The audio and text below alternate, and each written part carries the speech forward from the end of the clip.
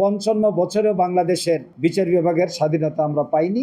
Supreme court is the guardian of the constitution. বলতে গিয়ে আমরা ন্যায় বিচার, আইনের ব্যাখ্যা, মৌলিক অধিকার, আইনের শাসন প্রতিষ্ঠা, এই কতগুলো গুরুত্বপূর্ণ কাজ হলো বিচার বিভাগের। এবং যখন কোনো আইন নিয়ে সংঘাত, কন্ট্রাডিকশন তৈরি হয়, কনফিউশন তৈরি হয়, যেটা সংবিধানে উল্লেখ নেই, ঠিক এই সময়ে গুরুত্বপূর্ণ ব্যাখ্যা প্রদান করে থাকেন বাংলাদেশের সর্বোচ্চ আদালত সুপ্রিম কোর্ট। অতীতে আর বহু নজির আছে। সুতরাং supreme court is the guardian of the constitution এবং একই সাথে সুপ্রিম কোর্ট হলো বাংলাদেশের জনগণের অভিভাবক। সুপ্রিম কোর্টের অবস্থানটি জুডিশিয়ারিতে আছে।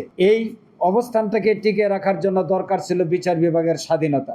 আজকে 55 বছর যাবৎ বাংলাদেশের যত গণতান্ত্রিক আন্দোলন হয়েছে এবং 47 সালের পর 70 সাল পর্যন্ত যত গণতান্ত্রিক আন্দোলন হয়েছে, সকল গণতান্ত্রিক আন্দোলন, সকল রাজনৈতিক দল এবং রাজনৈতিক আন্দোলনের লক্ষ্যে গঠিত জোট এবং গঠিত কমিটি সবার একটি অন্যতম দাবি ছিল বিচার বিভাগকে প্রশাসন থেকে আলাদা করা হবে এবং জুডিশিয়ারিকে স্বাধীনতা দেওয়া হবে। কিন্তু আজকে এত বছর পরেও 55 বছরেও বাংলাদেশের বিচার বিভাগের স্বাধীনতা আমরা পাইনি। এই স্বাধীনতা মূল বৈশিষ্ট্যগুলো কি সেখানে আমি এখানে উল্লেখ করেছি। সেই সাথে আইনজীবীদের, যেহেতু আইনজীবীদের বাজেট ভাবনা, আইনজীবীদের দায়িত্ব কি সেই কথাগুলো এখানে আসছে। প্রফেশনালি একজন লয়ার সততা, দক্ষতা এবং তার নীতি ন্যায়ের মাধ্যমে বিচার প্রার্থীকে আইনি সহায়তা দিয়ে থাকেন এবং বিচার বিভাগের সম্মান অক্ষুণ্ণ রাখেন।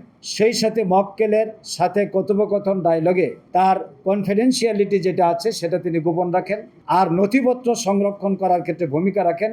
এই ক্ষেত্রেও সরকারের সহযোগিতা দরকার। অর্থাৎ আইনজীবীদের প্রফেশনাল দায়িত্ব পালন করতে গেলেও সরকারের বরাদ্দ যদি না থাকে, আজকের ডিজিটাইজেশনের যে যুগ, এই যুগে যথার্থভাবে বিচার প্রক্রিয়ায় আইনজীবীগণ অংশগ্রহণ করতে পারবেন না।